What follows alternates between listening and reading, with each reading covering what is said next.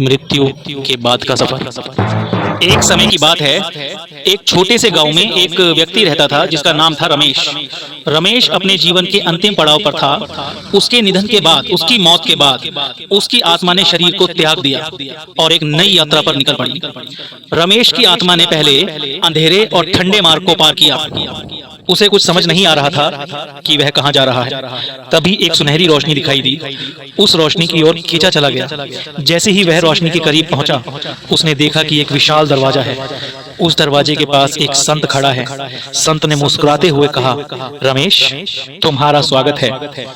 तुमने जीवन के अंदर बहुत अच्छे कर्म किए थे, इसीलिए तुम्हें स्वर्ग में प्रवेश मिला है। रमेश ने संत से पूछा, स्वर्ग में क्या होता है? संत ने उत्तर दिया, स्वर्ग में हर इच्छा पूरी होती है, वहां कोई दुख, दर्द या चिंता नहीं होती। रमेश ने दरवाजा खोला और देखा कि अंदर स्वर्ग का अद्भुत दृश्य है। हर जगह खुशहाली और आनंद का माहौल था। रमेश को लगा जैसे वह किसी सपने में हो। स्वर्ग में कुछ समय बिताने के बाद रमेश को एक अजीब सा एहसास हुआ। उसने संत से पूछा, यहाँ सब कुछ सुंदर है, लेकिन मुझे अपने परिवार और दोस्तों की याद आ रही है, क्या मैं उनसे मिल सकता हूँ?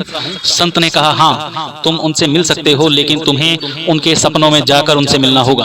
रमेश ने सहमति से सिर हिलाया और संत ने उसे सपनों की दुनिया का रास्ता दिखाया। रमेश ने अपने प्रियजनों के सपनों में जाकर उनसे मुलाकात की।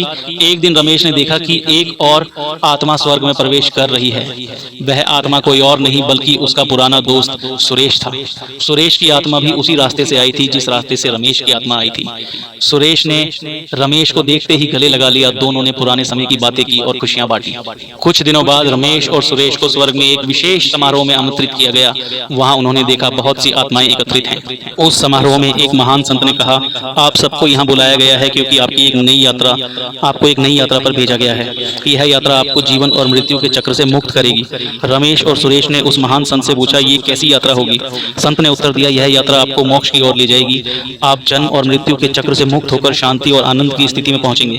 रमेश और सुरेश ने संत के निर्देशों का पालन किया और नई यात्रा पर निकल पड़े। यात्रा के दौरान उन्होंने कई अद्भुत दृश्य देखे। उन्होंने देखा कि कैसे आत्माएं अलग अलग रूप धारण करती हैं और अपने कर्मों के अनुसार यात्रा पर जाती हैं।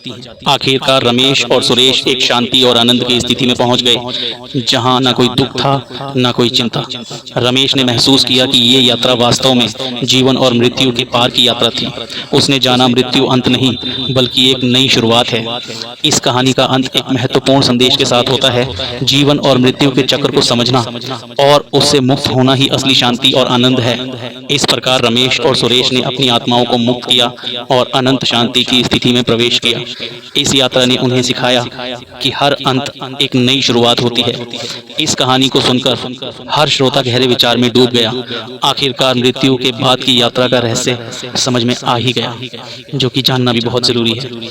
इस वीडियो में अंत तक बने रहने के लिए आप सभी का बहुत बहुत धन्यवाद। आशा करते हैं कि आपको वीडियो पसंद आई होगी। तो दोस्तों, कल फिर मिलेंगे एक नई वीडियो के साथ।